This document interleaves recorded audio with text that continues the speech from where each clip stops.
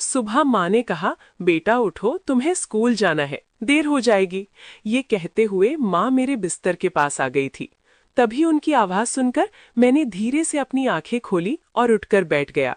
मैं उठने में आनाकानी कर रहा था, लेकिन माँ हमेशा की तरह मेरे बिस्तर पर आई और चादर खींच ली, और मेरी काले सांप को सामने खड़ा देखकर माँ थोड़ा डर गई और बाहर जाने लगी।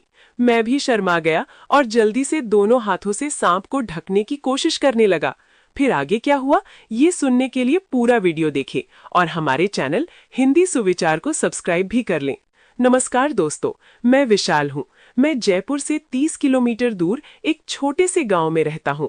हमारे पास एक खेत है और खेत में एक बड़ा घर। हमारे परिवार में मेरे दादा दादी, पापा, सौतेली माँ साधना, बड़ी बहन रेखा और मैं एक साथ रहते हैं। पिताजी एक बड़ी कंपनी में कार्यरत है और वहाँ उनका बहुत सम्मान किया जाता है। पापा की सैलरी अच्छी है, लेकिन वो काम के सिलसिले में हफ्ते में 2 दिन बाहर रहते हैं। खेती से भी हमें कुछ पैसा मिलता है, इसलिए पैसे की कोई कमी नहीं है। मेरी बहन मुझसे 2 या 3 साल बड़ी है। जब मैं 8वीं कक्षा में था, तब मेरी माँ का निधन हो गया और हमारा परिवार बहुत दुख में डूब गया। पापा जानते थे कि बूढ़ी दादी घर का काम और बाकी काम अकेले कैसे करती, इसलिए उन्हें काफी तनाव झेलना पड़ा। आखिर फिर दादा दादी और अन्य रिश्तेदारों ने पापा को समझाया और उनकी शादी अपने एक रिश्तेदार से करवा दी। साधना शादी करके इस घर में आई। वो बहुत प्यारी और अच्छी बातचीत करती थी। कुछ ही दिनों में उन्होंने सबका दिल जीत लिया। उसकी उम्र 23 से 24 साल रही होगी। रंग गोरा, कद 5 फुट 7 इंच और आकर्षक व्यक्तित्व था। वो तलाकशुदा थी और उनके पति ने 1 साल के भीतर ही उन्हें तलाक दे दिया, क्योंकि साधना कभी मां नहीं बन सकती थी। वो बांझ थी। जब इस बात का पता चला तो हर जगह उसकी चर्चा होने लगी और कोई भी उससे शादी करने को तैयार नहीं था। पिताजी को उससे शादी करने की जरूरत नहीं थी, लेकिन दादा दादी को घर और हमारी देखभाल के लिए एक बहू की जरूरत थी। साधना उस जरूरत को पूरा कर रही थी। साधना सबके साथ सहजता से और मुस्कुरा कर रहती थी। उन्होंने कभी हमारे साथ सौतेला व्यवहार नहीं किया था। वो दादा दादी की भी अच्छी देखभाल कर रही थी। कुछ ही दिनों में उसने हम सब के दिलों में खास जगह बना ली और हमसे प्यार करने लगी। विशेषकर मेरी बहन रेखा और मुझे उससे बहुत प्यार और अपनापन मिला। समय के साथ सौतेली माँ साधना मुझे बहुत करीब और स्नेही महसूस हुई। साधना के बिना मेरा कुछ नहीं हो सकता था।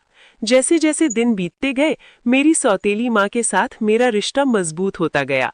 हमारी दोस्ती बहुत गहरी थी। वो मुझसे मुस्कुराकर बात करती थी। हम खूब मस्ती करते थे।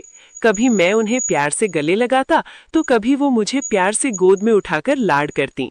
उस समय मेरे मन में ऐसी कोई भावना नहीं थी। साथ ही धीरे धीरे दिन बीत रहे थे। जब मैं 12वीं में था, मेरे दादा दादी 2 महीने के अंतराल के बाद हमें छोड़कर चले गए। इससे पापा का सहारा छूट गया, लेकिन पापा ने सावधानी पूर्वक सारी जिम्मेदारियां उठाई और घर को अच्छे से संभाला। रेखा अब 22 साल की हो चुकी थी। रेखा खूबसूरत थी, इसलिए उसके लिए अच्छे अच्छे रिश्ते आने लगे। उसकी शादी करने में कोई दिक्कत नहीं हुई। योग्य लड़का मिलने के बाद पिताजी ने उसकी शादी बड़ी धूमधाम से की। अब वो अपने पति के साथ ससुराल में रहती है। उसकी शादी को 2 साल हो गए हैं। उस समय मैं एक इंजीनियरिंग कॉलेज में पढ़ रहा था। मेरा कॉलेज सुबह होता था, इसलिए मैं दोपहर को घर आ जाता था। घर में मैं और माँ ही रहते थे। जब मैं कॉलेज से घर आता तो माँ बहुत खुश रहती थी, क्योंकि उन्हें घर में अकेले रहना पड़ता था। इसलिए वो कभी कभी उदास भी दिखती थी। हम दोनों एक ही घर में रहते थे। एक दूसरे के साथ अधिक समय बिताने से हमारा रिश्ता और भी मजबूत हो गया। इसका कारण ये था कि हम एक दूसरे के प्रति आकर्षित थे, लेकिन मुझमें कभी अपनी माँ से कुछ कहने या उनके साथ कुछ करने की हिम्मत नहीं हुई। फिर भी मैं उन्हें संतुष्टि से देखता था। जिस तरह से मैं उसे देख रहा था, उससे उसने महसूस किया होगा, लेकिन वो मुझे कुछ नहीं कहती थी। क्या करें, कैसे करें, इसका मुझे कोई अंदाजा नहीं था। कॉलेज में मेरा एक दोस्त था जिससे मैं सलाह लेता था, लेकिन मैं उसके विचारों से सहमत नहीं था। मेरी एक गर्लफ्रेंड थी और मैं उसे सप्ताह में 1 बार मिलता था, इसलिए मुझे फिर वो चीज करने की जरूरत नहीं पड़ती थी। एक दिन पिताजी ऑफिस गए हुए थे और माँ हमेशा की तरह मुझे जगाने के लिए मेरे कमरे में आई।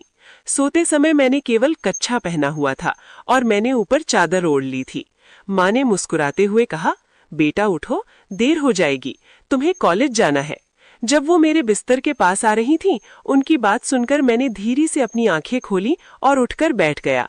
मैं उठने के लिए राजी नहीं था, लेकिन माँ ने आते ही चादर खींच ली। मैं उठ गया और मेरे काले सांप को खड़ा देखकर माँ थोड़ी डर गईं और मैं जल्दी से उसे ढकने की कोशिश करने लगा।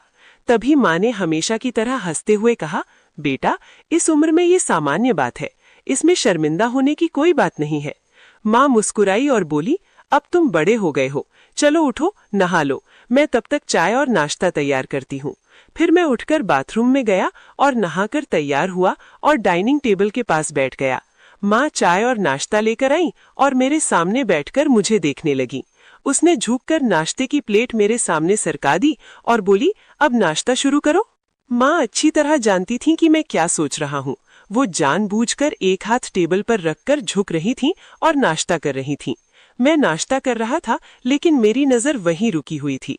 माँ ने देखा और पूछा, बेटा, क्या हुआ, तुम इतना क्या सोच रहे हो? मैंने तुरंत जवाब दिया, कुछ नहीं माँ, मैं तुम्हारे बारे में सोच रहा था। माँ थोड़ा मुस्कुराई और बोली, बताओ, मेरे बारे में क्या सोच रहे हो? उसके बाद मैंने माँ से कहा, माँ, मैं तुमसे कुछ पूछना चाहता हूँ। माँ ने कहा, तुम्हें पूछने के लिए मेरी अनुमति की क्या आवश्यकता है? माँ, मुझे लगता है कि आप मुझसे कुछ छिपा रही हैं। माँ बोली, कुछ नहीं छिपा रही बेटा।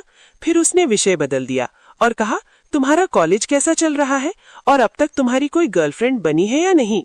मैंने माँ से कहा, मेरी 4-5 गर्लफ्रेंड है, लेकिन उसमें से एक मेरी सबसे करीबी है।